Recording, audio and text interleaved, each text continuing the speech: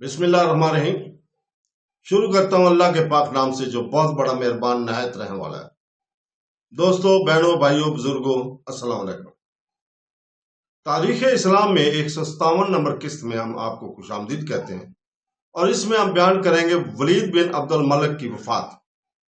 تو دوستو، ولید نے اپنے بھائی سلمان کو ولی عہد سے الگ کر کے اپنے بیٹے کو ولی عہد بنانے کی جو کوشش کرنی چاہیے تھی وہ اس میں کامیاب نہ ہوا۔ اگر وہ چند روز اور نہ مرتا تو شاید اپنے ارادے میں کامیاب ہو جاتا، لیکن اب یہ ہوا کہ سلمان ان سرداروں کو جنہوں نے ولید کے ارادے کی تائید کی تھی دشمن ہو گیا۔ نیز ہر ایک اس شخص سے جس کو ولید محبوب اور مقرب رکھتا تھا سلمان کو دشمنی ہو گئی، اور اس کا نتیجہ آئندہ عالم اسلام کے لیے کسی قدر مضر ثابت ہوا۔ ولید بن عبد الملک نے 15 جمادی ثانی 16 ہجری مطابق 25 فروری سن 715 میں 45 سال چند ماہ کی عمر میں 9 سال 8 سال مہینے خلافت کرنے کے بعد ملک شام کے مقام دھیر ماران میں وفات پائی اور 19 بیٹے چھوڑے۔ ولید کے عہد خلافت میں سندھ، ترکستان، سمرقند، بخارا وغیرہ اندلس ایشیائے کوچک کے اکثر شہروں، قلعے اور بعض جزیرے حکومت اسلامی میں شامل ہوئے۔ ولید کی خلافت مسلمانوں کے لیے ایک طرف راحت اور آرام اور خوشحالی کا زمانہ تھا تو دوسری طرف فتوحات ملکی کا خاص زمانہ تھا۔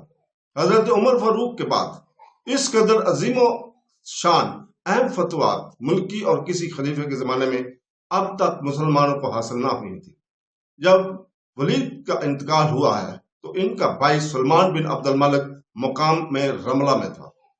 سلمان اپنے بھائی ولید سے 4 سال عمر میں چھوٹا تھا۔ ولید کی وفات کے بعد اس کے ہاتھ پر جمادی ثانی سن 96 ہجری میں بیعت خلافت ہوئی۔ حجاج چونکہ سلمان کو ولی عہدی سے معزول کرانے میں ولید کا اہم خیال تھا، اور قتیبہ بن مسلم بھی اس معاملے میں حجاج اور ولید کا ہمنوا تھا، لہذا سلمان کو حجاج اور قتیبہ دونوں سے سخت عداوت تھی۔ حجاج سلمان کے خلاف خلیفہ ہونے سے پہلے ہی فوت ہو چکا تھا۔ قتیبہ البتہ خراسان کی گورنی پر مامور اور زندہ موجود تھا۔ قتیبہ کو اس بات کا احساس تھا کہ سلمان کی خلافت میں میرے ساتھ کسی قسم کا سلوک رکھا جائے گا۔ قتیبہ بن مسلم بالی امیر خراسان نے جب یہ سنا کہ ولید فوت ہو گیا اور اس کی جگہ سلمان بن عبد الملک تخت نشین ہوا تو اس نے خراسان کی تمام موجودہ فوج اور سردار لشکر کو جمع کر کے اپنے اس رائے کا اظہار کیا کہ سلمان بن عبد الملک کے خلافت سے انکار کرنا چاہیے۔ قتیبہ کے پاس جو فوج تھی اس میں ایک زبردست حصہ بنو تمیم کا تھا۔ بنو تمیم کا سردار وکا تھا۔ وکا نے یہ رنگ دیکھ کر لوگوں سے سلمان بن عبد الملک کی بیعت خلافت لینی شروع کر دی۔ رفتہ رفتہ یہ خبر تمام لشکر میں پھیلی اور تمام قبائل وکا کے گرد جمع ہو گئے۔ قتیبہ نے ہر چند کوشش کی کہ لوگ اس کی باتیں سنیں اور اس سے افہام و تفہیم کریں، لیکن پھر کسی نے اس کی بات نہ پوچھی اور علانیہ گستاخیاں کرنے لگے۔ قتیبہ کے ساتھ اس کے بھائی اور بیٹے اور رشتہ دار شریک رہے۔ آخر لشکریوں نے لوٹ مار شروع کر دی اور قتیبہ کی ہر چیز کو لوٹنا اور جلانا شروع کر دیا۔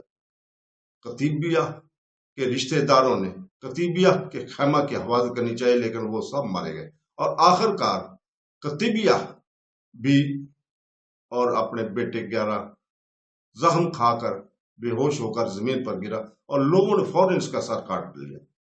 قتیبہ کے صرف بھائی اور بیٹے 11 شخص مارے گئے اور اس کے بھائیوں میں سے صرف ایک شخص عمر بن مسلم اس لیے بچ گیا کہ اس کی ماں قبیلہ بنو تمیم سے تھی۔ وکی نے قتیبیہ کا سر اور اس کی انگوٹھی خراسان سے سلمان بن عبد الملک کے پاس بھجوا دی۔ قتیبیہ بن مسلم خاندان بنو امیہ کے سرداران میں نہایت زبردست فتح مند اور نامور سردار تھا۔ ایسے زبردست کی ایسی موت نہایت افسوسناک حادثہ ہے، لیکن چونکہ اس نے خلیفہ وقت کے خلاف سازش کرنے میں ناکابیت اندیشی سے کام لیا تھا، لہذا سلمان بن عبد الملک پر قتیبہ کے قتل کا کوئی الزام نہیں لگایا جا سکتا۔ تو دوستو، سلمان بن عبد الملک پر سب سے بڑا الزام محمد بن قاسم کے معاملہ میں لگایا جا سکتا ہے۔ سلمان کو اگر حجاج سے عداوت اور دشمنی تھی تو اس دشمنی کو حجاج کے رشتہ داروں تک بلا وجہ وسیع نہیں ہونا چاہیے تھا، لیکن افسوس کہ سلمان نے محمد بن قاسم کو بھی اسی طرح گردن زنی سمجھا جس طرح وہ حجاج کو سمجھتا تھا۔ محمد بن قاسم نہایت سمجھدار، بہادر، مستقل مزاج، نیک طبیعت جوان سالہ تھا۔ اس نوجوان نے سندھ اور ہند کی فتوحات میں ایک طرف اپنے آپ کو رستم اور سکندر سے بڑھ کر ثابت کیا تو دوسری طرف وہ نوشیروان عادل سے بڑھ کر عادل ریا پر زیر ہوا تھا۔ اس نوجوان فتح مند سردار نے سلمان کے خلاف قطعاً کوئی حرکت کبھی نہیں کی تھی۔ حجاج کی وفات کے بعد بھی وہ اس طرح فتوحات کرتا رہا تھا۔ تو دوستو،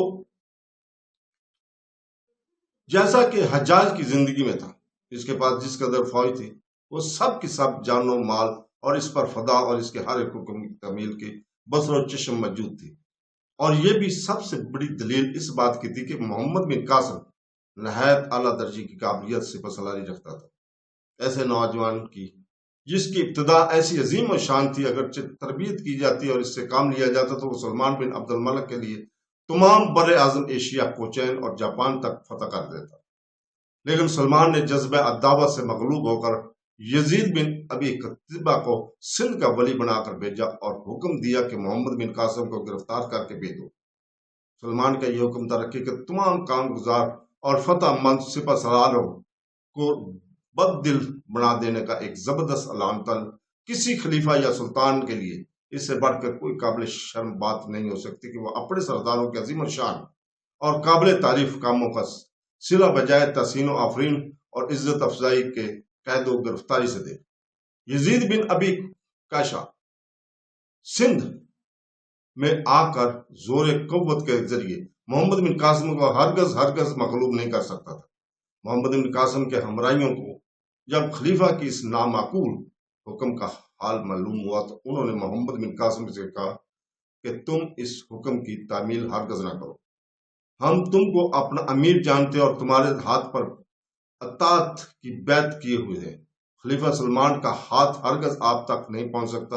حقیقت بھی یہی ہے کہ محمد بن قاسم کو مغلوب کرنے کے لیے خلیفہ سلمان کو اپنی خلافت کا پورا زور لگانا پڑتا، کیونکہ یہاں محمد بن قاسم کے پاس اس کی ہر دل عزیزی کے سبب ایسے ذرائع موجود تھے کہ سندھ کے ریگستان کا ہر ایک ذرہ اس آنند اور امداد کے لیے کوشاں ہوتا تھا۔ مگر اس جوان سالہ نے فوراً بلا توقف اپنے آپ کو ابن ابی کبشہ کے سپرد کر دیا اور کہا کہ خلیفہ وقت کے حکم کی نافرمانی کا جرم مجھ سے ہرگز نہ سرزد ہوگا۔ چنانچہ محمد بن قاسم کو گرفتار کرنے کے بعد ابن ابی کبشہ نے دمشق کی جانب روانہ کر دیا۔ وہاں سلمان کے حکم سے وہ واسطہ کی جیل خانہ میں قید کر دیا گیا اور سالہ بن عبد الرحمن کو اس پر مسلط کر دیا، جس کو اس نے جیل خانے میں انواع اقسام کی تکلیفیں دے دے کر مار ہی ڈالا۔ تو دوستو، اس کے ساتھ ہی ہم اجازت چاہتے ہیں کل تک کے لیے۔ کل انشاءاللہ تعالی ہم اگلی قسط موسیٰ بن نصیر کا انجام کا بیان کریں گے۔ کل تک کی اجازت، اللہ حافظ۔